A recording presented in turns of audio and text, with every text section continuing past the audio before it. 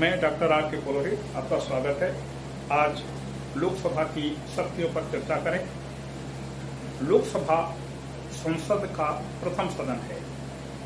इसे बोलचाल की भाषा में प्रथम सदन, निम्न सदन, फर्स्ट चैम्बर, लोअर चैम्बर या लोअर हाउस के नाम से जाना जाता है।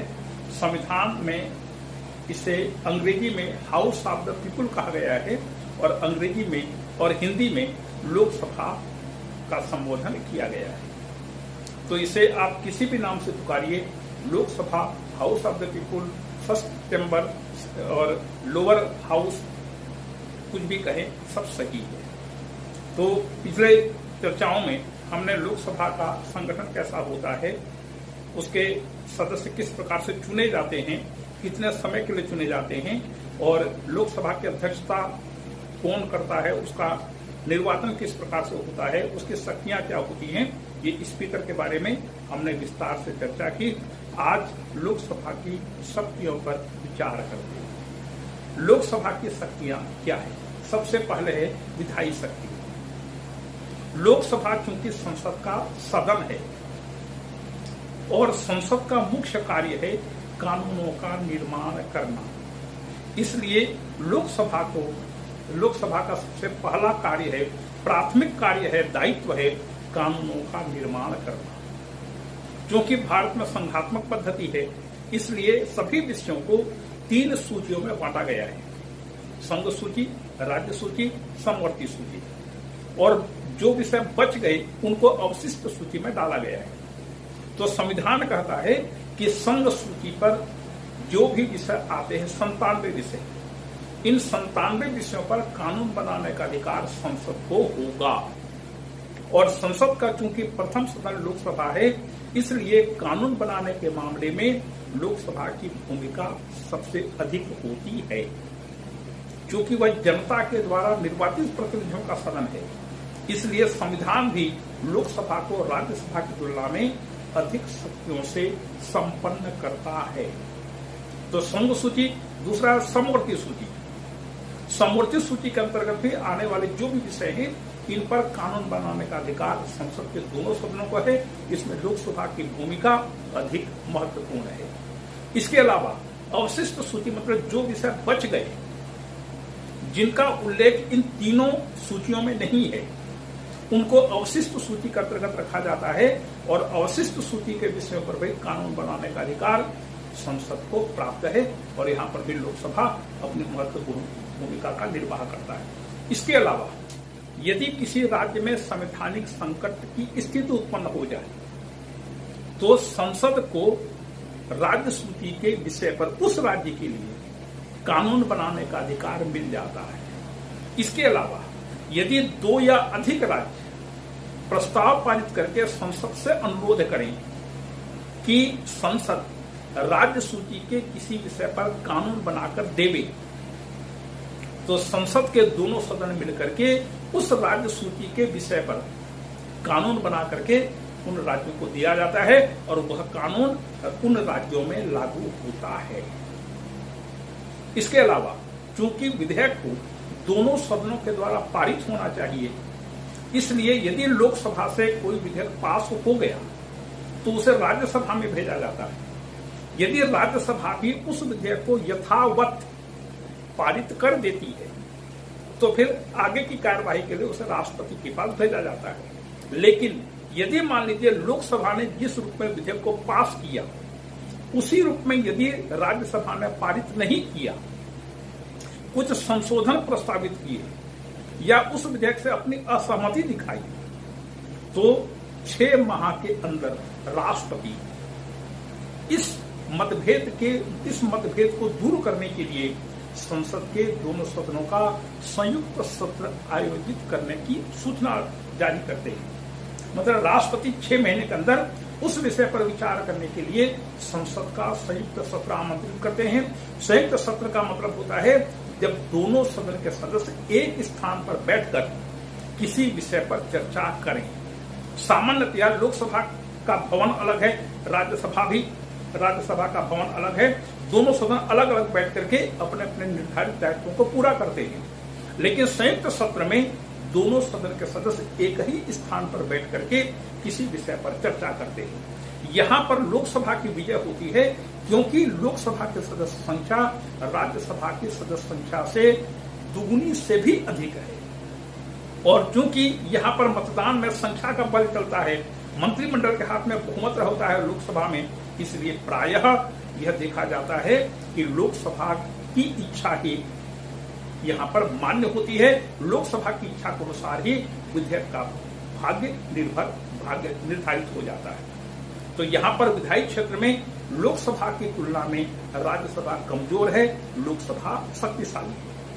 अब दूसरी शक्तियां देखें, उसे वित्तीय शक्ति कहते हैं। वित्तीय शक्तियों के अंतर्गत सबसे महत्वपूर्ण कार्य है कि लोकसभा में सबसे पहले बजट पेश किया जाता है। संविधान बजट शब्द का उपयोग नहीं करता, उसके लिए शब्द है वार्षिक वित्तीय विवरण, एनुअल फाइनेंशियल स्टेटमेंट। तो बजट सबसे पहले लोकसभा में पेश होता है और इसके लिए व्यवस्था यह की गई है कि बजट लोकसभा में पेश होने के पहले यदि वो लीक आउट हो जाता है, पेपर में आ जाता है, वो खुल जाता है, बजट के प्रावधान खुल जाते हैं, जनता को पता चल जाता है, तो इसे लोकसभा के विशेषाधिकारों का हनन माना जाता है और वित्त मंत्री को त्याग पत्र देना पड़ता है।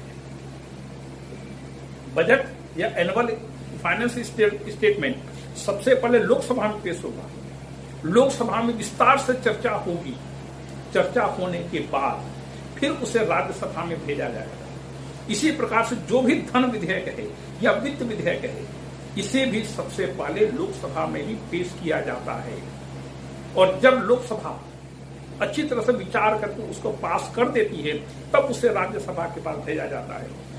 बजट, धन विधेयक, वित्त विधेयक क्या है, इसकी चर्चा आगे करेंगे। अभी ये मान लीजिए कि वार्षिक वित्तीय विवरण मतलब बजट, धन विधेयक और वित्त विधेयक, ये तीनों लोकसभा में ही सबसे पहले पेश होता है। लोकसभा से पारित होने के बाद उसे राज्यसभा में भेजा जाता है। राज्यसभा ऐसे विधेयकों को, बजट को केवल 14 दिनों तक रोक करके रख सकती है। मतलब राज्यसभा 14 दिनों के अंदर उस विधेयकों पर विचार करके पास करेगी और यदि सहमत हो जाती है, कोई बात नहीं, बहुत अच्छी बात है, राष्ट्रपति के पास भेजेंगे। यदि राज्यसभा ने सहमति नहीं दी या राज्यसभा उसको पास नहीं करती है, कुछ संशोधन सुझाती है, तो उन संशोधनों को मानना या न मानना लोकसभा की इच्छा पर निर्भर है। और कई बार ऐसा होता है कि यदि राज्यसभा ने बजट को पास नहीं किया, धन या वित्त विधेयक को पास नहीं किया, धन विधेयक को पास नहीं किया, तो उस पर लोकसभा विचार करती ही नहीं है, उसे सीधे राष्ट्रपति के पास भेज दिया जाता है। वित्त विधेयक नहीं, वित्त विधेयक के बारे में प्रावधान अलग है। तो लोकसभा की शक्तियां वित्त के क्षेत्र में भी बहुत अधिक है, राज्यसभा की तुलना में बहुत ज्यादा है। ऐसा क्यों?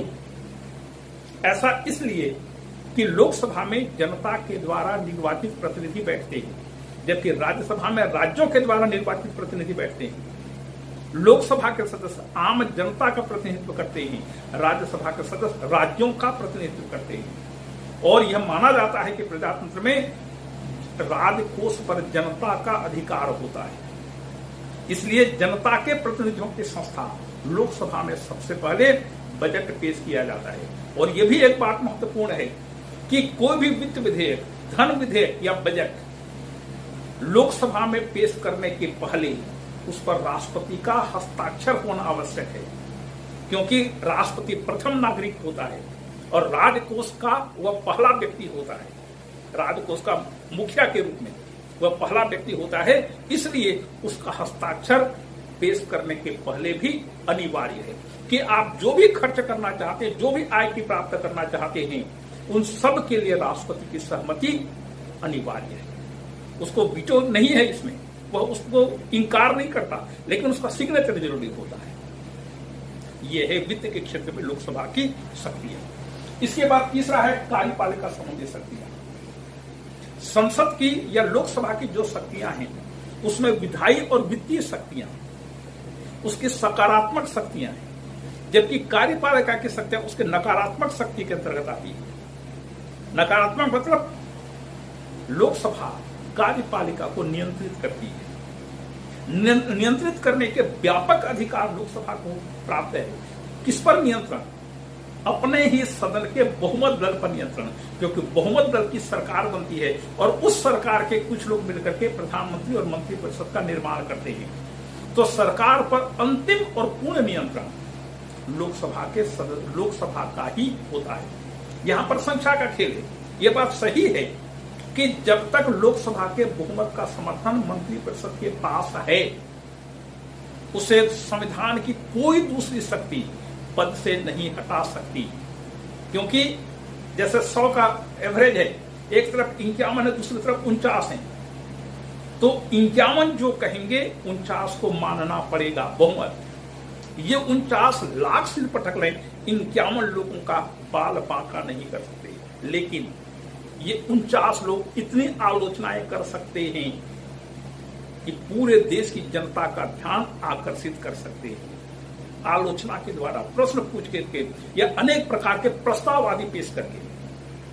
तो लोकसभा को सरकार पर नियंत्रण करने का एकमेव अधिकार दिया गया है।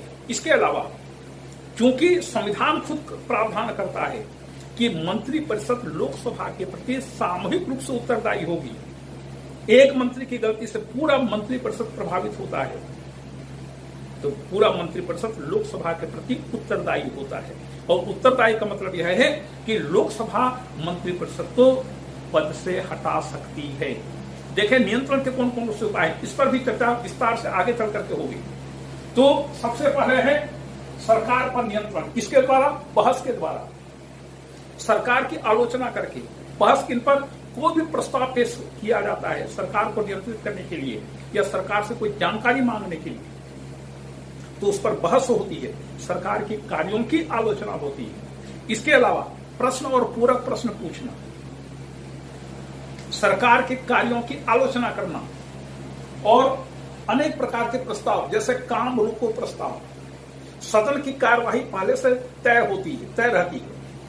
स्पीकर सदन के नेताओं से मिलकर के, बहुमत दल के नेता या संसदीय कार्य मंत्री, फिर विरोधी दल के नेता, इन सभी विभिन्न राजनीतिक दलों के नेताओं को बुला करके पहले से पूरा तय कर देता है कि संसद में अमुक दिन ये कार्यवाहियां होंगी। पहले से मिनट्स तय रहता है, एजेंडा पहले से तय होता है। लेकिन मान लीजिए देश में कोई ऐसी घटना घट गई जिस पर सदन को चर्चा करना अत्यावश्यक हो गया है, तो विरोधी दल के सदस्य ऐसा प्रस्ताव पेश करके स्पीकर से अनुरोध करते हैं कि सदन की नियमित कार्यवाही को रोक दिया जाए और अमुक विषय पर चर्चा तत्काल की जाए। उसे कहते हैं काम रोको या स्थगन प्रस्ताव, एडजर्नमेंट रिजोल्यूशन कहते हैं। तो काम रोको प्रस्ताव पर चर्चा या काम रोको प्रस्ताव पेश करना। फिर ध्यानाकर्षण प्रस्ताव, काम रोको फिर ध्यानाकर्षण प्रस्ताव कि मान लीजिए देश में कोई ऐसी घटना घट गई जिस ओर सदन का ध्यान आकर्षित करने का प्रस्ताव है कि अमुक घटना की ओर हम सदन का ध्यान आकर्षित करते हैं। ऐसी घटना घट जाने पर ये ध्यानाकर्षण प्रस्ताव। फिर निंदा प्रस्ताव, मान लीजिए मंत्रिपरिषद के किसी मंत्री ने कोई ऐसा काम किया जो निंदनीय है, तो निंदा प्रस्ताव। फिर रामबाण है अविश्वास प्रस्ताव। अविश्वास प्रस्ताव पेश किया जाता है। लेकिन चूंकि मंत्रिपरिषद के पास बहुमत का समर्थन होता है, इसलिए कोई भी प्रस्ताव यदि पेश किया जाए तो वह पारित नहीं होता, क्योंकि बहुमत मंत्रिपरिषद के पास है। 51 और 49 कुछ नहीं कर सकते, केवल आलोचना कर सकते हैं। लेकिन ऐसी आलोचनाएं भी महत्वपूर्ण होती है। आपको शायद पता होगा कि फिरोज गांधी ने एक प्रश्न पूछा था, प्रश्नोत्तर काल में एक प्रश्न पूछा था, और उस एक प्रश्न का उत्तर जब संबंधित मंत्री ने दिया तो एक एक करके उसका पोल खुलता गया, उसके पोल खुलती गई। आखिरकार वित्त मंत्री टीटी कृष्णामाचारी को वित्त मंत्री के पद से त्याग पत्र देना पड़ा। लेकिन उतनी तैयारी भी आपकी होनी चाहिए।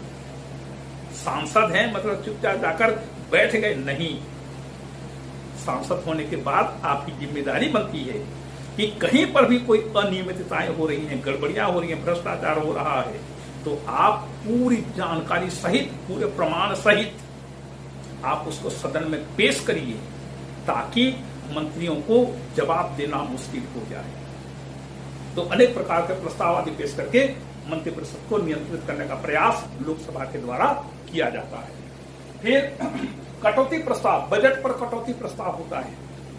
बजट जब भी अनुदान मांगों पर चर्चा होती है तो लोकसभा के विरोधी दल के सदस्य उस बजट पर, उस अनुदान मांगों पर कटौती प्रस्ताव रखते हैं। यदि कटौती प्रस्ताव पारित हो गया, पारित नहीं होता, कटौती प्रस्ताव पारित हो गया तो मंत्रिपरिषद को त्याग पत्र देना पड़ता है और बजट पर अस्वीकृति देकर के भी लोकसभा मंत्रिपरिषद को पूरी तरह से नियंत्रण में रखने की कोशिश करती है। पूरा गणित का खेल है 51 और 49। तो स्वाभाविक है मंत्रिपरिषद को पद से हटाना संभव नहीं होता, क्योंकि उसके पास सदन के बहुमत का समर्थन होता है। किसी महत्वपूर्ण प्रश्न पर यदि मतदान होना है तो पार्टी का व्हिप आदेश जारी करता है सभी सदस्यों को कि अमुक तिथि को, अमुक इतने बजे अमुक विषय पर मतदान होने वाला है, सभी सदस्य अपनी उपस्थिति सुनिश्चित करें और अमुक प्रस्ताव के पक्ष या विपक्ष में वोट देना है, आदेश दल की ओर से जारी किया जाता है। या संसद में एक व्हिप होता है, पार्टी व्हिप, जो सदस्यों को निर्देशित करता है कि आप ऐसा या वैसा वोट दीजिए। ये होता है। तो कार्यपालिका पर पूरी तरह से मंत्रिपरिषद पर लोकसभा का नियंत्रण होता है। फिर है न्यायिक कार्यों के अंतर्गत राष्ट्रपति के विरुद्ध महाभियोग प्रस्ताव किसी भी सदन में शुरू किया जा सकता है। एक सदन शुरू करता है, वहां से पारित होने के बाद दूसरे सदन में आता है, दूसरा सदन जब उसकी जांच करता है और 2/3 वोट से पारित करता है, तब महाभियोग प्रस्ताव पारित माना जाता है। अभी तक भारत में महाभियोग प्रस्ताव किसी भी राष्ट्रपति के विरुद्ध पेश नहीं किया गया है, क्योंकि महाभियोग कोई छोटी मोटी बात नहीं है, बच्चों का खेल नहीं है, बहुत बड़ी बात होती है। तो महाभियोग राष्ट्रपति के विरुद्ध। उसके अलावा न्यायाधीशों को पद से हटाने का प्रस्ताव किसी भी सदन से शुरू किया जा सकता है। दोनों सदनों से जब 2/3 बहुमत से प्रस्ताव पारित होता है, तब उसको न्यायाधीश को पद से हटना पड़ता है। तो राष्ट्रपति, न्यायाधीश, उपराष्ट्रपति को पद से हटाने का प्रस्ताव राज्यसभा से शुरू होता है और लोकसभा में फिर अंतिम स्वीकृति के लिए रखा जाता है। इसके अलावा CAG, नियंत्रक महालेखा परीक्षक, इसको हटाने का प्रस्ताव हो या मुख्य निर्वाचन आयुक्त को हटाने का प्रस्ताव हो, तो उस पर भी लोकसभा के दोनों सदन मिलकर के विचार करके प्रस्ताव पारित करते हैं। 2/3 बहुमत से इन सभी प्रस्तावों को कहीं से भी शुरू किया जा सकता है, उपराष्ट्रपति को छोड़ करके। इसके अलावा स्पीकर को भी पद से हटाने का प्रस्ताव लोकसभा अकेले इसके लिए सक्षम है कि लोकसभा अपने स्पीकर को अविश्वास प्रस्ताव के द्वारा पद से हटा सकती है और डिप्टी स्पीकर को भी वह हटा सकती है। ये उसकी न्यायिक शक्तियां हैं। फिर संवैधानिक शक्तियों के अंतर्गत संविधान संशोधन की शक्ति। अभी तक लगभग 107 संशोधन हो चुके हैं। तो संशोधन विधेयक दोनों सदनों से पारित होना चाहिए। यहां पर एक महत्वपूर्ण बात यह है कि संशोधन विधेयक पर यदि दोनों सदनों में मतभेद हो जाए तो उस मतभेद को दूर करने का कोई उपाय नहीं है। या तो लोकसभा राज्यसभा की बात को मान लेवे, तब बात आगे बढ़ेगी। यदि लोकसभा राज्यसभा के बीच मतभेद है, दोनों अड़ गए, तो फिर संशोधन विधेयक ही निरस्त हो जाता है। संशोधन विधेयक के संदर्भ में दोनों सदनों की शक्तियां समान हैं। जब मुरारजी देसाई की सरकार बनी थी 1977 में, तो उसने 44वां संशोधन लोकसभा में पेश किया, पास हो गया, क्योंकि जनता पार्टी का बहुमत था। जब उसे राज्यसभा में भेजा गया, जहां पर कांग्रेस का बहुमत था, उसने कुछ अनुच्छेदों पर आपत्ति व्यक्त की थी। आखिरकार जनता पार्टी की सरकार को, मुरारजी देसाई की सरकार को राज्यसभा के सामने झुकना पड़ा था। ये होता है। तो संशोधन के संदर्भ में दोनों शक्ति की स्थितियां समान है। और एक महत्वपूर्ण बात यह है कि लोकसभा संवैधानिक संशोधन कर सकती है, लेकिन संविधान के मूल ढांचे को परिवर्तित नहीं कर सकती। यहाँ पर मूल ढांचा का एक पेच आ गया है, बहुत ही महत्वपूर्ण पेच है कि आप कुछ भी कर लीजिए, लेकिन संविधान का मूल ढांचा इससे प्रभावित नहीं होना चाहिए, क्योंकि उधर सर्वोच्च न्यायालय बैठा हुआ है। फिर है निर्वाचन संबंधी शक्ति। निर्वाचन संबंधी शक्तियों के अंतर्गत लोकसभा के सदस्य राष्ट्रपति और उपराष्ट्रपति के निर्वाचन में भाग लेते हैं। स्पीकर का निर्वाचन खुद करते हैं, जबकि राष्ट्रपति और उपराष्ट्रपति के निर्वाचन में दोनों सदनों के सदस्य भाग लेते हैं, निर्वाचित सदस्य भाग लेते हैं। उपराष्ट्रपति के निर्वाचन में सभी सदस्य, राष्ट्रपति के निर्वाचन में केवल निर्वाचित सदस्य भाग लेते हैं। इसके अलावा सदन में अनेक प्रकार की समितियां बनती हैं, उन समिति के सदस्यों का निर्वाचन भी लोकसभा के सदस्य ही अपने में से अपने बीच करते हैं। ये उसकी निर्वाचन संबंधी शक्तियां। फिर आगे है विचारात्मक शक्तियां। लोकसभा जनप्रतिनिधि संस्था है। यहां पर पूरे देश में घटने वाली किसी भी घटना के विषय में, लेकिन राज्य सरकार का क्षेत्र भी होना चाहिए, वो लोकसभा में विचार के लिए रखा जा सकता है। वहां पर राष्ट्रीय अंतर्राष्ट्रीय समस्याओं पर व्यापक रूप से विचार विमर्श होता है और लोकसभा में इन विषयों पर चर्चाएं होती हैं। तो ये विचारात्मक हुआ। फिर आखिर है अन्य शक्तियों के अंतर्गत जब राष्ट्रपति आपातकाल की उद्घोषणा करता है तो उस उद्घोषणा पर दोनों सदन अलग अलग स्वीकृति देते हैं। इसी प्रकार से जब संवैधानिक संकट की स्थिति उत्पन्न हो किसी राज्य में, तब भी उस घोषणा पर दोनों सदनों की स्वीकृति चाहिए। दोनों सदनों की समान शक्ति है इसके संदर्भ में। फिर आगे नए राज्यों का प्रवेश। यदि मान लीजिए भारतीय संघ में कोई नया राज्य सम्मिलित किया जाना है तो इसके लिए लोकसभा और राज्यसभा दोनों सदन से प्रस्ताव पारित होना आवश्यक है। अभी तक केवल एक ही राज्य सम्मिलित किया गया भारतीय संघ में, वह है सिक्किम। तो दोनों सदनों से प्रस्ताव पारित होना चाहिए। फिर राज्यों की सीमा और नाम में परिवर्तन। दोनों सदन मिलकर के किसी भी राज्य की सीमा में परिवर्तन कर सकते हैं, मतलब कि एक राज्य का विभाजन करके दूसरे राज्य का निर्माण किया जा सकता है और राज्य के नाम में भी परिवर्तन किया जा सकता है। फिर है आयोगों का प्रतिवेदन। ये एक महत्वपूर्ण तथ्य है कि भारत में जितने भी आयोग हैं, निर्वाचन आयोग, नियंत्रक महालेखा परीक्षक रिपोर्ट, संघ लोक सेवा आयोग, ऐसे जितने भी आयोग हैं, भाषा आयोग और ये अनुसूचित जाति जनजाति आयोग, महिला आयोग, ऐसे जितने भी आयोग हैं, ये सभी आयोग अपनी रिपोर्ट, वार्षिक प्रतिवेदन राष्ट्रपति के समक्ष प्रस्तुत करते हैं। राष्ट्रपति इन्हें संसद के दोनों सदनों में भेजता है। दोनों सदन उस रिपोर्ट पर चर्चा करके प्रस्ताव पारित करते हैं। यह है लोकसभा की विस्तृत शक्तियां। क्योंकि भारत में लोकसभा संसदीय व्यवस्था है, संसदीय व्यवस्था जहां पर भी होती है, प्रथम सदन को अधिक शक्तिशाली बनाया जाता है। भारत में भी लोकसभा राज्यसभा की तुलना में प्रत्येक दृष्टि से शक्तिशाली है। यह है लोकसभा की स्थिति, मतलब भारत की सबसे अधिक महत्वपूर्ण और शक्तिशाली सभा। इसी के साथ लोकसभा का ये अध्याय पूरा हुआ। अगली व्याख्यान में हम फिर राज्यसभा की ओर रुख करेंगे। आपको धन्यवाद।